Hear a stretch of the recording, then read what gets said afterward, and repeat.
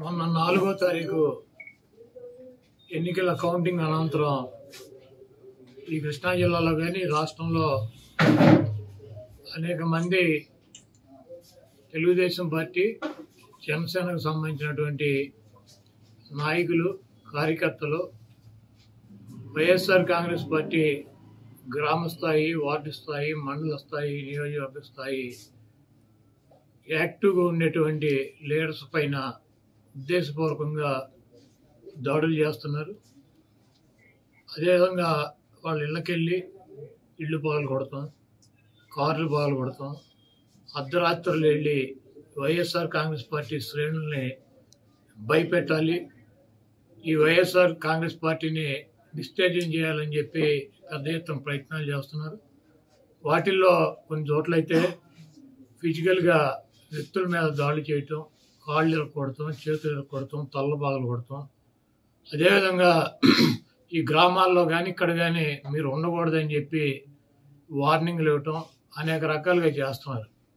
వీటికి ప్రత్యక్ష సాక్షులు పోలీసులు దగ్గర ఉండి వాళ్ళు కొడతాంటే వీళ్ళు చూస్తూ నిలబడి ఎంజాయ్ చేస్తున్నారు. ఈరోజు మా దగ్గర పోలీసులు ప్రేక్షక పాత్ర వహించేటువంటి సన్నివేశాలు, తెలుగుదేశం పార్టీ అల్లరి మోకల్లో మా వాళ్ళ మీద దాడి చేస్తున్నటువంటి సన్నివేశాలు సీసీ ఫుటేజీలతో సహా ఫోటోలతో సహా మా దగ్గర ఉన్నాయి.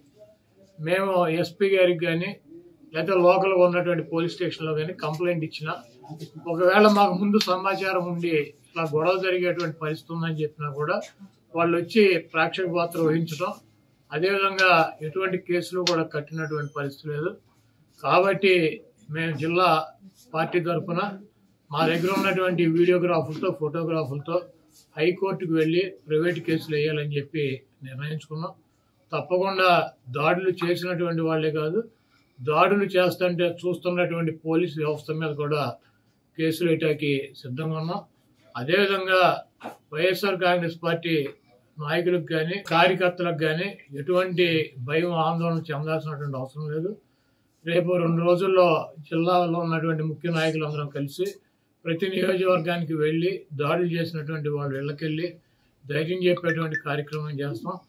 దీనికి జగన్మోహన్ రెడ్డి గారు కూడా మీరు ఎట్టి పరిస్థితుల్లోనూ కార్యకర్తలు కానీ నాయకులు కానీ జరుగుతున్నటువంటి దాడుల్ని మీరు చూస్తూ ఊరుకోవద్దు, పార్టీ అంతా యాక్టివ్గా ఉండి అందరూ ఒక వేదిక మీదకి వచ్చి వాటిని తిప్పి కొట్టాల్సిన అవసరం మన మీద ఉందని చెప్పి ఆయన కూడా చెప్పారు. కాబట్టి పోలీసు వ్యవస్థ ఒక అసమర్థమైనటువంటి వ్యవస్థగా ప్రేక్షక పాత్ర వహిస్తున్నటువంటి ఈ పోలీసు వ్యవస్థకి మరి మా నుంచి ఈ తెలుగుదేశం పార్టీ గోండాల నుంచి మా పార్టీ నాయకుల్ని కార్యకర్తల్ని కాపాడుకోవటానికి మేము కూడా 2 రోజుల్లో రోడ్డు మీదకి వచ్చి ఎక్కడైతే మా వాళ్ళ మీద దాడులు జరిగినాయో, ఎక్కడైతే మా వాళ్ళని ఇబ్బంది పెడుతున్నారో ఆ ప్రాంతానికి వెళ్తాం.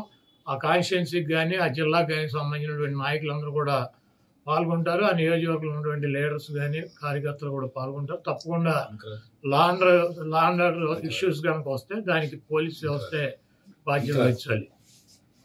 దగ్గర ఇంకా కౌంటింగ్ పూర్తవలా గూండాలు ఆ ఇంటి మీద పడి కనీసం ముసలావిడని కూడా 65 ఏళ్ల పెద్దావిడని కూడా చూడకుండా ఆవిడ్ని కొట్టి ఇల్లంతా ధ్వంసం చేస్తే ఇంట్లో టీవీలు సామాన్లు మొత్తం మంచం టేబుల్స్ ఫ్రిడ్జ్ అన్ని బద్దలు కొడితే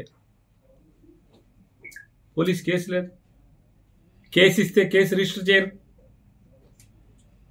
కాగితం ఇచ్చినా కూడా పోలీస్ స్టేషన్లో గిరాటు కొట్టే పరిస్థితి. ఎనగుదురు పోలీస్ స్టేషన్ ఇంతవరకు కేసు కట్టలేదు. కంప్లైంట్ ఇచ్చినా కూడా ముద్దాయిలు డైరెక్ట్గా వైఎస్ఆర్ కాంగ్రెస్ పార్టీ వాళ్ళు పలకరిస్తాకెళ్ళి ఆ ఇంట్లో పగిలిపోయిన సామానికి కొనుక్కోమని డబ్బులు ఇస్తే మేము వచ్చేసిన తర్వాత వెళ్ళి నువ్వెన్ని సామాన్లు వాళ్ళు కొనిచ్చినా సరే అన్ని బద్దలు కొడతామని చెప్పినా, పోలీస్ కంప్లైంట్ చేసినా, పోలీసులకి చెప్పినా నో పోలీస్ నో కేస్. చూడండి ఎంత బరి తెగించారో. పోలీసు ఎంత పతనావస్థలోకి తీసుకొచ్చాడో చంద్రబాబు నాయుడు. పోలీసు వ్యవస్థను ఎంత పతనావస్థకి తీసుకొచ్చాడు అంటే ఇల్లు మొత్తం ధ్వంసం చేస్తే ఒక ముసలావిడ ఉంటుంటే ఇంట్లో యాదవ్ ఆవిడ ఇల్లు ధ్వంసం చేసి ఇల్లంతా సామాన్ అంతా మొత్తం ధ్వంసం చేస్తే కేసు ఇస్తే కేసు లేదు.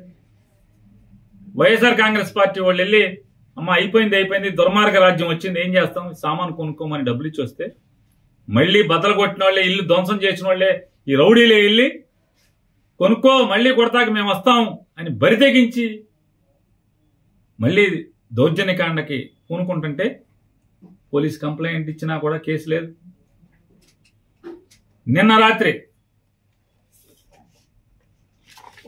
గౌడ కులస్తుడు, చిన్న కుటుంబం, కూలి చేసుకు బతుకుతారు, మూడు పిల్లలు, వాళ్ళ ఇంటి మీదకి వెళ్ళి కేవలం వైఎస్ఆర్ కాంగ్రెస్ పార్టీకి పనిచేసామని చెప్తే ఎన్టీఆర్ కాలనీ, చిలకలపూడి పోలీస్ స్టేషన్లోని పరిధిలోని ఎన్టీఆర్ కాలనీ గోడౌన్స్ ఎదురుగుండా చూడండి ఆ పేదవాడి ఇండ్లు ఏ రకంగా బియ్యంతో సహా ఏ రకంగా ధ్వంసం చేశారో.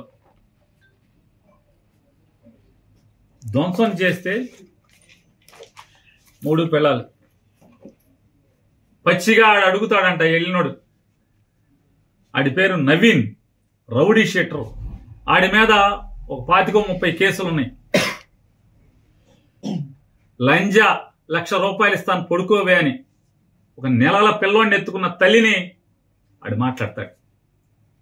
కేసు లేదు. కేసు లేకపోగా పోలీసులు ఎంత దారుణంగా ఉన్నారంటే మరి ఎస్పీ గారు ఏమైపోతున్నాడు.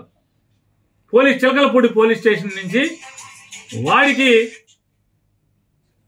ఎవడైతే ఈ రౌడీ షీటరు 10 కేసులో 15 కేసులో ఉన్న